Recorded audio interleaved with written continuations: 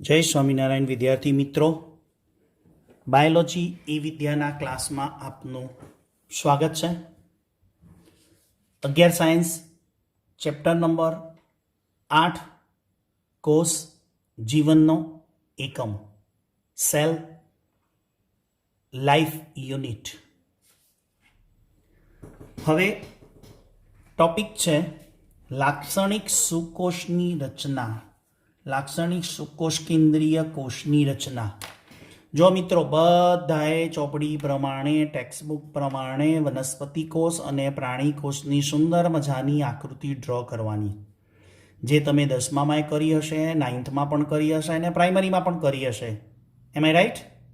બસ એ જ આકૃતિ છે, પરીક્ષા લક્ષી છે. કઈ આકૃતિઓ? વનસ્પતિ કોષ અને પ્રાણી કોષ. ભલે આપણે ચોપડી પ્રમાણે 3D ના આવે, પણ 2Dમાં તો ડ્રો કરી શકાય ને. જેવું છે એવું દેખાય એવું ડ્રો કરતા જવાનું. અને ઘણા વિદ્યાર્થી તો એટલા હોશિયાર છે કે આકૃતિ દોરે એટલે બહુ મજાની દોરે. ઓકે, આપણે ચર્ચા કરીએ લાક્ષણિક સુકોષની રચના. જે આપણે ટોપિક હતો કોષનું વિહંગાવલોકન. શું ટોપિક હતો? કોષનું વિહંગાવલોકન. ટોપિકનું નામ છે, એનો જ આ પોઈન્ટ છે. હવે તમને એમ પૂછું કે 6થા ધોરણમાં કે 7મા ધોરણમાં જ્યારે કોષ પહેલી વાર નામ આવ્યું ત્યારે તમને સાહેબ કદાચ લેબોરેટરીમાં લઈ ગયા હશે, જે પણ મેડમ શિક્ષક હશે. પ્રયોગશાળાની અંદર તમને ડુંગળીના કોષની ચર્ચા કરી હશે. હવે એ ડુંગળીના કોષ તમને માઇક્રોસ્કોપની અંદર બતાવ્યા પણ હશે. ડુંગળીની ઉપરની છાલ લેવાની, જેને માંસલ પડ કહેવાય. એ જે માંસલ પડ છે એને મિથિલિન બ્લુ. શું કહેવાય? મિથિલિન બ્લુ અભિરંજક છે. નીટમાં યાદ રાખજો, મિથિલિન બ્લુથી અભિરંજક કરી અને ડુંગળીના કોષ તમને માઇક્રોસ્કોપમાં બતાવ્યા હશે. ઓકે, તો એ વનસ્પતિનો કોષ તરીકે આપણને ટીચર સમજાવે. આપણે પણ લેબની અંદર જ્યારે ફર્સ્ટ ટાઈમ 11થના પ્રેક્ટિકલમાં પ્રવેશીશું ત્યારે તમને પણ ડુંગળીના કોષનો છેદ લઈને સમજાવીશું. એટલા માટે કે જાતે તમને શીખવાડીશું પણ ખરા, જેથી માઇક્રોસ્કોપનો યુઝ પણ આવડે અને માઇક્રોસ્કોપ પણ શીખવાનું છે. કેમ કે તમે 11થમાં આવ્યા એટલે માઇક્રોસ્કોપ ઓપરેટ કરતા નહીં ફાવતું હોય. એટલે આપણે પહેલો જ પ્રેક્ટિકલ એવો છે કે માઇક્રોસ્કોપના ભાગો અને એનું ઓપરેટિંગ શીખવાનું છે. પણ એ માઇક્રોસ્કોપના ભાગોને ઓપરેટિંગ જે શીખીએ ને, એ આવું કંઈક પ્રેક્ટિકલ કરીશું તો તમને આવડશે. સાથે સાથે સાહેબે તમને માનવ ગાલકોષ, એટલે કદાચ ખબર હશે કોઈને આમાંથી, આટલા વિદ્યાર્થીઓ જે વિડીયો સાંભળે છે ને, જુએ છે ને, એને કદાચ સાહેબે મોઢાની અંદર ચમચી, તમારા મોઢામાં કે એમના મોઢામાં સહેજ ગાલ ઉપર ચમચી ફેરવી અને સ્લાઇડ ઉપર ગાલકોષ બતાવ્યા હશે. તો એ જે ગાલકોષ બતાવે ને, એ પ્રાણી કોષનું આપણને દર્શન કરાવે છે. એટલે એક અભ્યાસ માટે ડુંગળીનો કોષ છે એ વનસ્પતિ કોષ સ્ટડી કરાવે છે. માનવ ગાલકોષ છે ને એ એનિમલ સેલ પ્રાણી કોષ બતાવે છે. ઓકે, આગળ વધીએ. સુકોષ કેન્દ્રી કોષના વિસ્તારો. મિત્રો એક વાત તમને કહી દઉં કે સુકોષ કેન્દ્રી ઉપર જ 80% ચેપ્ટર છે. કોના ઉપર? જેટલી પણ અંગિકાઓ, કણાભસૂત્ર, લાઇસોઝોમ, ગોલ્ગી કાય, રિબોઝોમ, કોષ કેન્દ્ર, હરિતકણ, જેટલી અંગિકાઓ શીખવાની છે ને સુકોષ કેન્દ્રીની છે. તો લગભગ 80% ચેપ્ટર તો આપણે સુકોષ કેન્દ્રી કોષ ઉપર સ્ટડી કરવાનો છે. પણ અત્યારે જ્યારે આ વિહંગાવલોકન જોઈએ છે ને, એમાં અમુક લાઈનો આપી છે, એટલે આપણે એને સમજી અને આગળ જઈએ. ઓકે, એટલે આપણે એકે લાઈન રહી ના જાય, એટલે લાઈન ટુ લાઈન અને વર્ડ ટુ વર્ડ. ઓકે, હવે સુકોષ કેન્દ્રીમાં 2 ભાગ હોય, એક સેલ ન્યુક્લિયસ અને એક સાઇટોપ્લાઝમ, એટલે કોષ કેન્દ્ર અને કોષરસ. અને આવી અગત્યની લાઈનો હોય કે ઇમ્પોર્ટન્સ હોય એ ચોપડીમાં હાઇલાઇટ કરતા રહેવું. ઓકે, કોષ કેન્દ્ર અને કોષરસ. તો પહેલા આપણે સમજીએ કોષ કેન્દ્ર. કોષ કેન્દ્ર તો ચેપ્ટરના એન્ડની અંદર મિત્રો 2 પાના શીખવાનું છે, પણ અહીંયા 2 લાઈન આપી છે અને આપણે અભ્યાસ કરી લઈએ કે એક તો કોષ કેન્દ્રની ફરતે પટલમય આવરણ હોય. એ કોષ કેન્દ્રની ફરતે જે પટલમય આવરણ હોય ને એને કોષ કેન્દ્ર પટલ કહેવાય. Cell nucleus envelope. હવે એમાં શું હોય કોષ કેન્દ્રમાં? તો કે જનીન દ્રવ્ય, જેને આપણે જીનેટિક મટીરિયલ કહીએ, આનુવંશિક દ્રવ્ય કહીએ. ઓકે, એ આનુવંશિક દ્રવ્ય શાનું બનેલું હોય? ડીએનએનું. અને ડીએનએ ક્યાં હોય? રંગસૂત્રોમાં. એટલે આવું ક્યાંય તમે જોયું હશે, રંગસૂત્રો.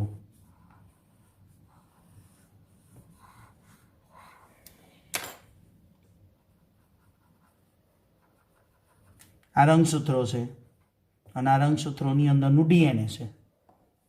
અને સમગ્ર કોષ કેન્દ્ર છે ને, એ કોષની ક્રિયાનું શું કરે છે? નિયંત્રણ. સમગ્ર જે સેલ છે ને, એનો કંટ્રોલ કોના હાથમાં છે? સેલ ન્યુક્લિયસ કોષ કેન્દ્રના હાથમાં છે. ચલો ત્યારે નેક્સ્ટ જોઈએ એનો સુકોષ કેન્દ્રીનો બીજો ભાગ, કોષરસ. કોષરસ એ કોષરસ પટલથી ઘેરાયેલો વિસ્તાર છે, જેમાં પાણી અને બીજા બધા દ્રવ્યો હોય. તો કોષરસનું બંધારણ શું હોય? મુખ્ય પાણી હોય.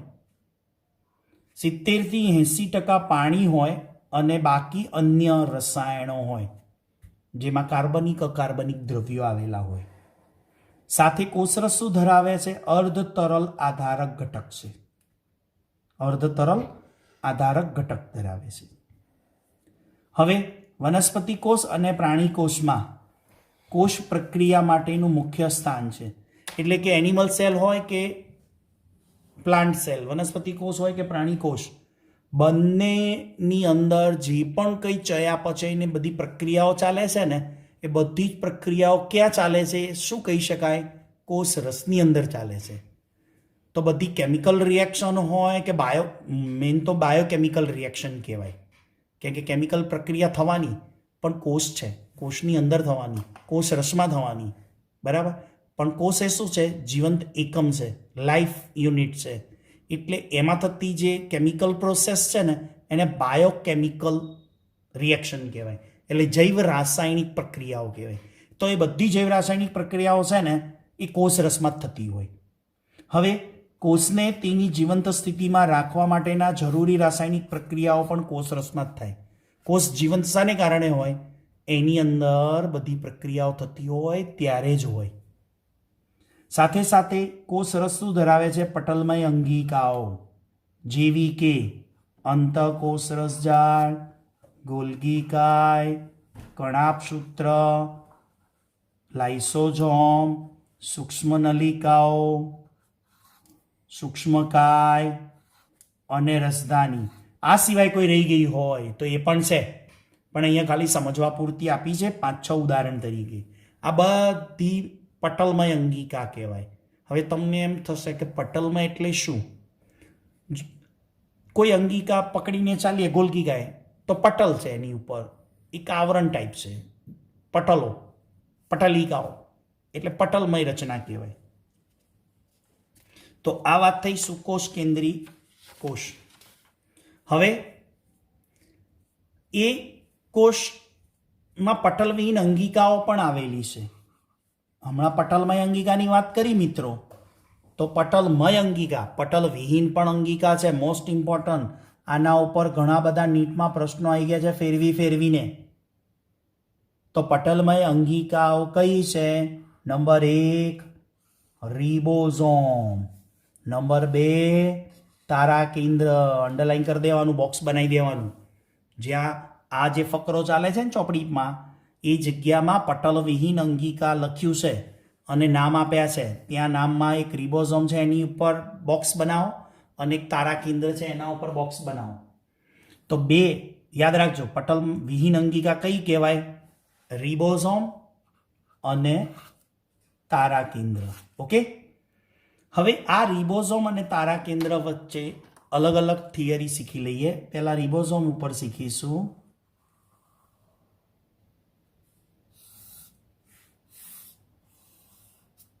તફાવત નથી હો, તફાવત નથી. મેં બોક્સ એટલા માટે બનાવ્યું કે આ ભાગમાં રિબોઝોમની વાત કરી છે મેં, આ ભાગમાં તારા કેન્દ્રની. એટલે જ્યારે તમને પૂછાય 2 માર્ક્સમાં કે પટલવિહીન અંગિકા સમજાવો, તો રિબોઝોમ અને તારા કેન્દ્ર બંને લખવી પડે. ચલો, રિબોઝોમ ક્યાં ક્યાં છે? રિબોઝોમ ક્યાં ક્યાં છે? તો રિબોઝોમનું સ્થાન લઈ લઈએ.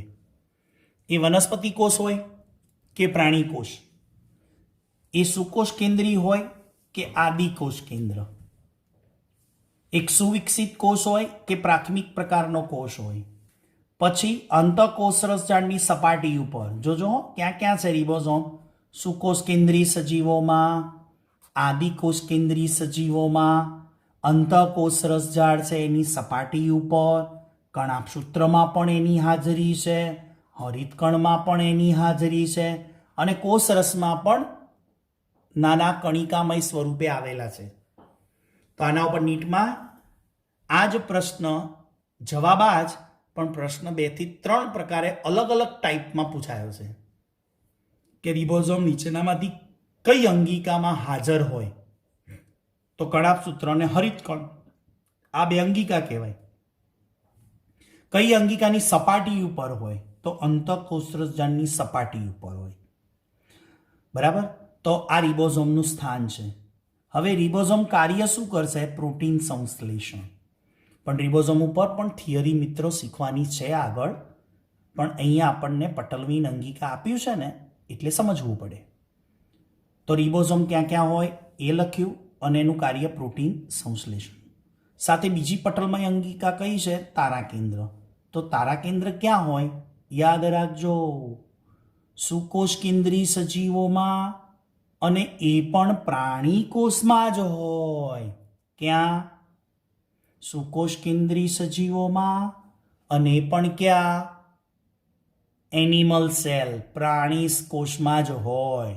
એનો અર્થ કે તારાકેન્દ્ર વનસ્પતિ કોષમાં હોતું નથી. એકકોષી પ્રાણીઓ કયા? એમાં પણ કયા? આદિકોષ કેન્દ્રીય કોષમાં હોતું નથી. યાદ રાખજો, સુકોષ કેન્દ્રી પ્રાણી કોષમાં જ હોય. એનું કાર્ય કોષ વિભાજન. તો આ બંને અંગિકા મિત્રો છે ને આગળ ચેપ્ટરમાં ડિટેલમાં આવશે. એક એક અંગિકાને સેપરેટલી આપણે સમજવાની છે, પણ અત્યારે આપણે અંગિકાઓની ચર્ચા ચાલે છે, વત્તા કોષનું વિહંગાવલોકન ચાલે છે. પણ આપણે વિહંગ જેવું, વિહંગ એટલે શું? પક્ષી, અને અવલોકન એટલે પક્ષી એટલે ઉડતી નજરે. પણ તમને લાગે છે આપણે ઉડતી નજરે સમજીએ? નહીં, સમજીને ચાલીશું line to line, word to word. ચલો, બીજું સુકોષ કેન્દ્રી કોષમાં શું હોય? કોષરસ પટલ, એટલે કે કોષરસની ફરતે બહારની સીમા તરીકે, એટલે જે કોષરસ બતાવીએ ને આપણે આકૃતિમાં, એની ફરતે એક પટલ છે, એને કોષરસ પટલ કહેવાય. બીજું સુકોષ કેન્દ્રી સજીવોમાં શું હોય? કોષ દિવાલ. એ વનસ્પતિ કોષ હોય કે પ્રાણી કોષ? સોરી, વનસ્પતિ કોષમાં હાજર કોષ દિવાલ, પ્રાણી કોષમાં ગેરહાજર. તો કોષ દિવાલ ક્યાં ક્યાં હોય? તો યાદ રાખજો, એક જીવાણુ કોષ, હું અલગથી લખી આપું તમને. જીવાણુ કોષ, બેક્ટેરિયલ સેલમાં પણ કોષ દિવાલ હોય, પ્રાણી કોષમાં પણ હોય, અને વનસ્પતિ સોરી મિત્રો, જીવાણુ કોષમાં પણ હાજર, વનસ્પતિ કોષમાં હાજર, અને પ્રાણી કોષમાં ગેરહાજર. આ નીટમાં પૂછાઈ ગયો છે કે કોષ દિવાલ ક્યાં ક્યાં હાજર હોય. તો વિદ્યાર્થી મિત્રો શું ટીક કરીને આવે ખબર છે? વનસ્પતિ કોષ. પણ જીવાણુનો કોષ છે એમાં પણ છે, એટલે જીવાણુ કોષ અને વનસ્પતિ કોષમાં કોષ દિવાલ હાજર હોય, પ્રાણી કોષમાં ગેરહાજર છે. ઓકે, તો આ થયું આપણે સુકોષ કેન્દ્રી સજીવોની ટૂંકમાં માહિતી, સંક્ષિપ્તમાં માહિતી. એનું ડિટેલિંગ એક એક અંગિકા વિગતવાર સમજવાની આવશે, ત્યારે એક એક અંગિકા ઉપર આપણે એક એક વિડીયો બનાવીશું, જેથી પૂરી ડિટેલ નીટ સાથે આપણને સમજાય. ઓકે, તો નેક્સ્ટ વિડીયો લેક્ચર સુધી આપ સૌને જય સ્વામિનારાયણ.